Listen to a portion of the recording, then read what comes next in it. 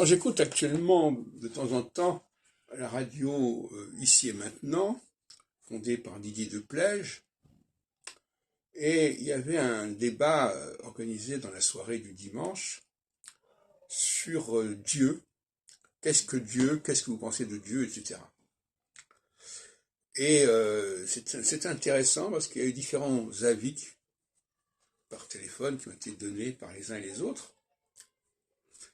Et il y a un malaise à ce sujet de manière générale, à savoir que soit les gens réfléchissent à Dieu à partir de la science, à partir de la nature. Ils considèrent que Dieu est à l'origine de tout ce qui existe. Et puis, il y en a d'autres qui voient Dieu à travers les textes bibliques. Et c'est une autre affaire, parce qu'on ne nous dit pas forcément que Dieu est à l'origine de tout ce qui existe. Moi, je vois plutôt un Dieu qui intervient pour aider l'humanité à avancer.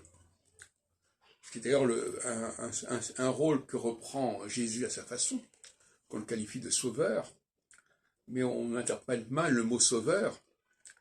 Et d'ailleurs, c'est pas du tout du temps de Jésus que ça s'est produit, c'est bien avant. Beaucoup de choses qui sont associées à Jésus sont certainement arrivées des siècles, voire même des millénaires plus tôt. Et donc, on récupère, on recycle des images, des statues qui sont bien plus anciens. Mais en même temps, ce recyclage nous permet justement de retrouver des textes antérieurs qui ont disparu et qui sont réactivés par des textes ultérieurs. Donc il y a les gens qui bâtissent leur idée de Dieu sur la Bible, sur la science, et puis il y a d'autres voies qui peuvent exister, qui sont les miennes, parce que moi je ne bâtis Dieu ni sur la science, ni sur la Bible, mais sur la technique, pour moi. La technique, la technologie, c'est au sein de cette idée de Dieu, de ce qu'on peut appeler le Deus Faber, celui qui est horloger, celui qui fabrique quelque chose. Certains diront que c'est un démiurge. Et la technique, la voie d'un Dieu lié à la technologie, qui est porteur de technologie, une technologie supérieure, pour moi c'est la bonne voie pour définir la théologie juive notamment. Et alors à l'opposé, j'en ai parlé, à l'opposé il y a d'autres personnes qui voient dans Dieu, dans ce qu'on appelle Dieu, on parle de Dieu comme ça, comme on dit l'astrologie, voilà, de façon extrêmement générale, c'est pas supportable ça. Eh bien, ils disent que